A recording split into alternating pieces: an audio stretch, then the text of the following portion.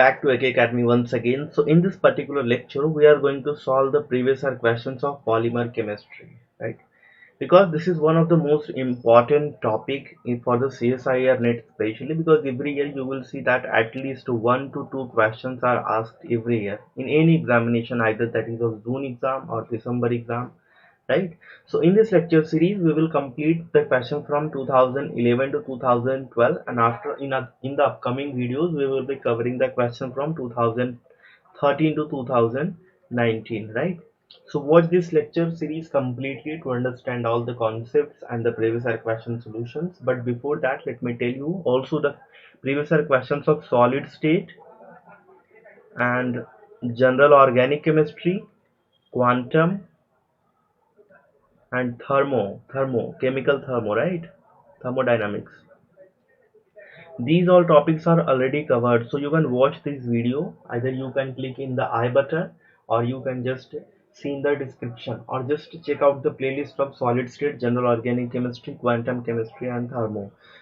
Each and every year's questions are solved over there, and you will definitely get the best explanation, right? So, but before that, let me tell you one thing. If you are new to this channel, so please subscribe to our channel, and if you like this video, so please hit the like button and share with your friends so that it can reach to maximum people, because it takes lots of efforts from our side. So it is also definitely we need some kind of motivation from your side, and that is only the subscription and the like button, right? And how is this video? So please let me know in the comment down section. And if you want to buy our complete course for physics and chemistry, you can visit to www.akacademy.in, or you can call or WhatsApp on this number. So let's begin with the topic. And the first question is from June 2011. So here the question is, there are several types of means molar mass for the polymer, and they are dependent on experimental methods like osmometry, light scattering, and sedimentation, right? So correct relation between mean molar masses and experimental method is, सो ये actually आपको पता है कि कई सारे types के हमारे पास mean molar masses हैं। जैसे पहला अगर मैं बात करूं, जैसे नंबर एवरेज मोलार मास है, which we denote by this M N N ऊपर एक बार, right, like this. So this is number average molar mass. अगर दूसरा बात करें तो हमारे पास है mass average molar mass, we denote it like this, mass average molar mass. तीसरा अगर बात करें तो हमारे पास है Z average molar mass, which is denoted like this. So this is jet average molar mass, ठीक है। चौथे की बात करें तो that is viscosity average molar mass, जो कि इसमें पूछा नहीं गया, but still let me tell you कि आपको ये चीजें पता होनी चाहिए, ठीक है। This is viscosity average molar mass. देखो, चारों में अगर बात करें तो चारों में जो पहला जो होता है नंबर एवरेज मोलार मास, इसको हम एक्चुअली फाइंड आउट कर सकते हैं ऑस्मोमेट्री मेथड से, राइट। तो जो हमारे पास ऑस्मोमेट्री ऑस्मोटिक प्रेशर से रिलेटेड होता है, उसके थ्रू हम this number average molar mass को फाइंड आउट कर सकते हैं। So this is related to osmometry. दूसरे की बात करें मास एवरेज मोलार मास की, तो मास एवरेज मोलार मास जो होता है, इसको we can find out using the light scattering sedimentation velocity, right? So this second one which you can see over here, so this is find out by light scattering sedimentation velocity, right? अगर तीसरे की बात करें जो होता है Z average molar mass, Z average molar mass को हम फाइंड आउट कर सकते हैं सेडिमेंटेशन इक्विलिब्रियम के through.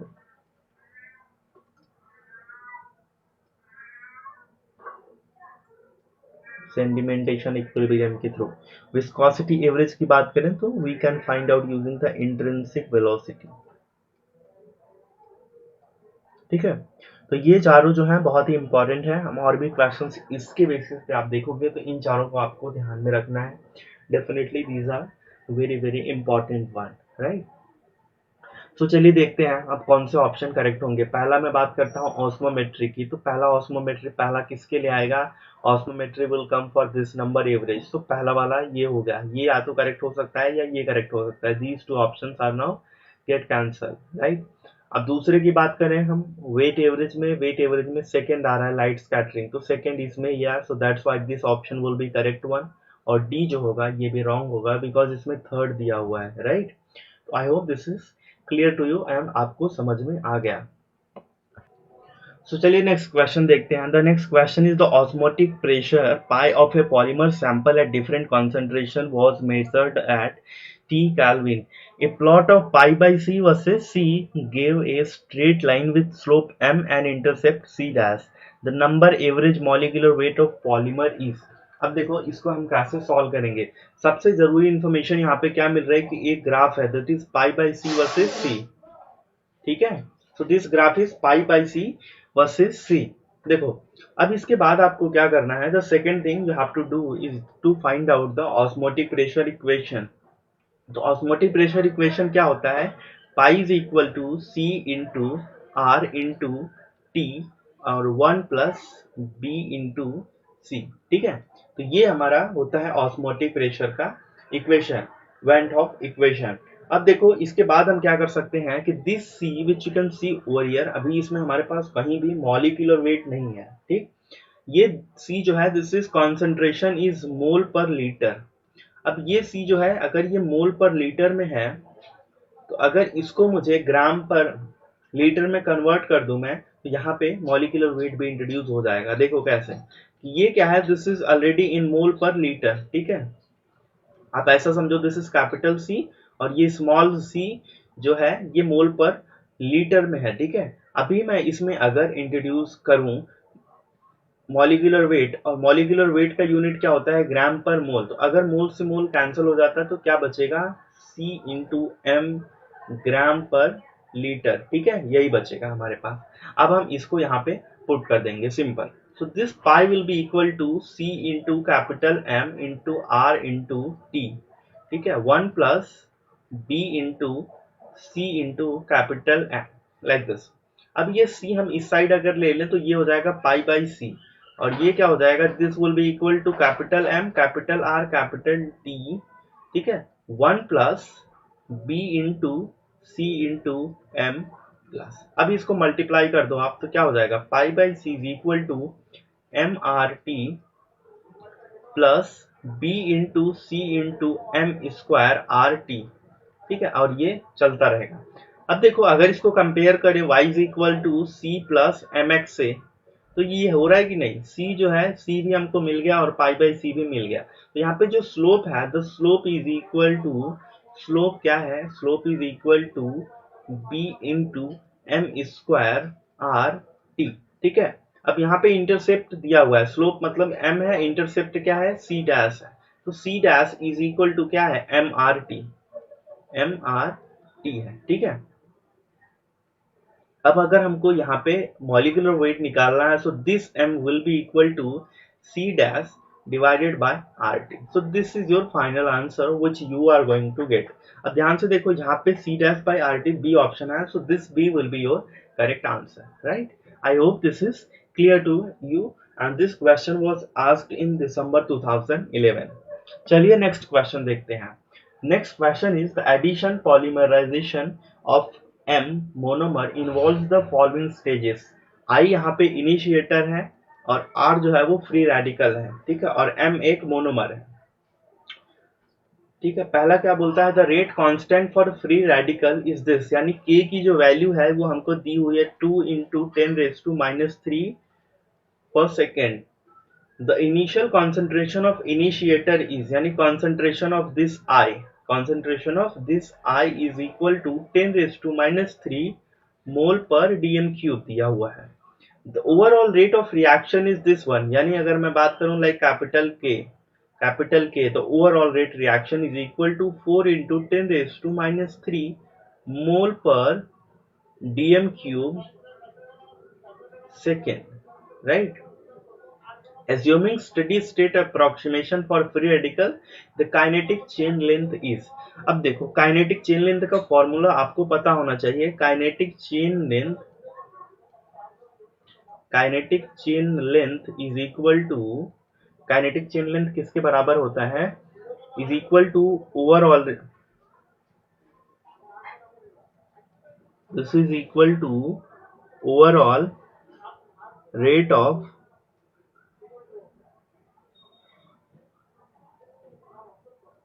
reaction divided by initial rate of reaction. ठीक है, या फिर इसको आप ऐसा भी बोलते हैं कि rate of propagation divided by rate of initiation, right. तो ओवरऑल रेट में क्या क्या आता है कि लाइक रेट ऑफ जो भी हमारा ये प्रोपगेशन का है वो सारी चीजें किसमें इंक्लूड हो जाती हैं, this one, right, overall rate of reaction. अब देखो, अब यहाँ पे हम वैल्यूज को पुट कर देंगे, but before that how can we calculate the initial rate of reaction. देखो रेट का क्या होता है कि rate is equal to rate constant into concentration. तो यहाँ पे रेट कांस्टेंट भी दिया हुआ है, कंसंट्रेशन भी दिया हुआ है। अब इस वैल्यू को अगर हम पुट कर दें यहाँ पे तो ये हो जाएगा, यहाँ पे क्या हो जाएगा, overall rate 4 into 10⁻³ divided by, यानी rate of reaction is 2 into 10⁻³ और ये हो जाएगा कॉन्सेंट्रेशन ऑफ इनिशिएटर यानी 10⁻³ -3। सो -3 से -3 विल गेट कैंसल और 2 से इसको कैंसिल करेगा, ये आएगा 2 और ये जाएगा ऊपर, तो 2 इंटू 10⁻³ आएगा। ठीक है, यानी 2 इंटू 10⁻³ जब आंसर आएगा तो क्या हो जाएगा, यानी कि 2000 is our correct answer, right. So this is your answer for this equation, this question, right. Now let's see the next one which is from June 2012। अब इसमें देखो सेम क्वेश्चन है जो पहले एक बार हम कर चुके हैं। वो क्या है कि the number average molar mass and weight average molar mass of a polymer obtain by respectively.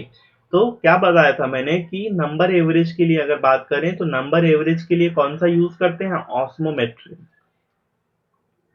ठीक है, अभी पहला ही क्वेश्चन जो हमने सॉल्व किया था तो या तो ये करेक्ट होगा या तो ये करेक्ट होगा, ये दोनों करेक्ट नहीं होंगे। ठीक है, अब जो दूसरा है वेट एवरेज की बात कर रहा है। तो वेट एवरेज में क्या बताया था, वेट एवरेज में बात किया था हमने कि वेट एवरेज में कौन सा होगा, लाइट स्कैटरिंग। ठीक है, वेट एवरेज में light scattering. So this is also incorrect one, A is your correct option. देख रहे हो आप, क्वेश्चंस एक्चुअली पहले रिपीट भी हुआ करते थे। ठीक है, अभी कैसे और इनका कैसा प्रोसीजर है वो हम आगे के ईयर्स में देखेंगे। तो चलिए नेक्स्ट क्वेश्चन देखते हैं। During the addition polymerisation the reaction proceeds via. देखो ये एक सिंपल एग्जांपल है एडिशन रिएक्शन का। तो एडिशन रिएक्शन जब भी पॉलीमराइजेशन में प्रोसीड करेगा तो वो हमेशा का हमेशा फ्री रेडिकल के थ्रू ही प्रोसीड करेगा। ठीक है, तो इसका जो करेक्ट ऑप्शन होगा that will be free radical chain reaction. I hope this is clear to you. ठीक है, नेक्स्ट क्वेश्चन देखते हैं। A polymer sample has the following composition. अब देखो इसको हम कैसे सॉल्व करेंगे। Number of molecules are this one 10, 50, 40 and molecular weightage are this one. Polydispersity index of the polymer is, अब पॉलीडिस्पर्सिटी इंडेक्स क्या होता है, पीडीआई की बात करें तो पीडीआई इज इक्वल टू क्या होता है कि weight average molar mass divided by number average molar mass. ठीक, अब देखो, अब इसके लिए सिंपल सी बात है, पहले हम वेट एवरेज की बात कर लेंगे, वेट एवरेज को कैलकुलेट करेंगे एंड देन फिर नंबर को कैलकुलेट करेंगे। तो वेट एवरेज का फॉर्मूला क्या होता है कि वेट एवरेज का फॉर्मूला होता है summation NI square divided by NI।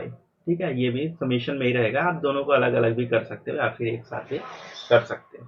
ठीक है, तो अब हम पुट करते हैं, यहाँ पे हम बात करें तो ये N1 हो गया, ये N2 हो गया, ये N3 हो गया, ये क्या हो गया M1, M2 और M3। अब वैल्यूज को पुट कर दो, N1 इंटू M1 स्क्वायर यानी 10 इंटू, इसको बात करें तो इसको 10⁻³ के केस में आप ऐसा समझो 10⁻³ का स्क्वायर है, राइट। जब 10⁻³ का स्क्वायर मतलब क्या हो जाएगा 10⁻6 प्लस यहाँ पे क्या हो गया N2 यानी कि 50 इंटू, अब ये 2000 का स्क्वायर हो जाएगा यानी 2 का स्क्वायर यानी 4 और 10⁻³ का स्क्वायर यानी 10⁻6।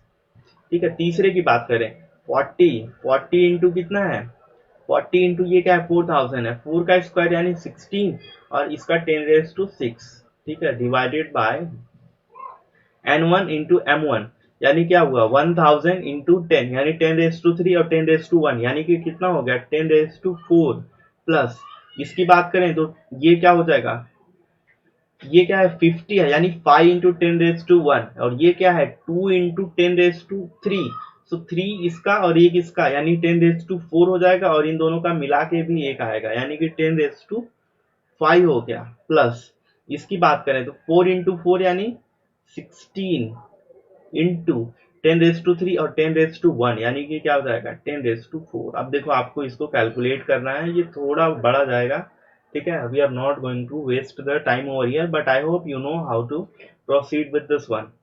This is m, right? This is m. Now next you have to find out the number average molar mass. Number average molar mass का फॉर्मूला क्या है, summation mi divided by ni, ठीक है, ये आप इससे कैलकुलेट कर सकते हो।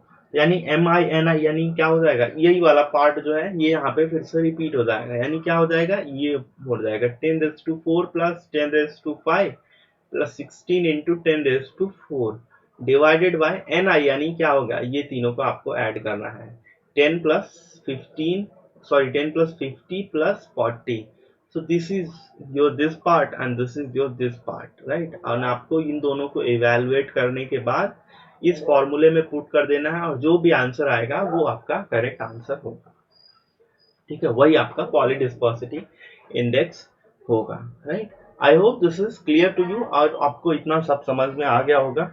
और इस लेक्चर सीरीज के लिए इतना ही, ये पहला लेक्चर था तो इसमें हम 11-12 का ही करेंगे। आपको कैसा लगा ये वीडियो प्लीज कमेंट सेक्शन में आप हमें कमेंट करके जरूर बताएं और चैनल को सब्सक्राइब कीजिए ताकि और भी वीडियोस आपको मिलते रहें। और वीडियो पसंद आया तो प्लीज इसे लाइक कीजिए और अपने दोस्तों के साथ शेयर कीजिए and thank you so much for watching this video.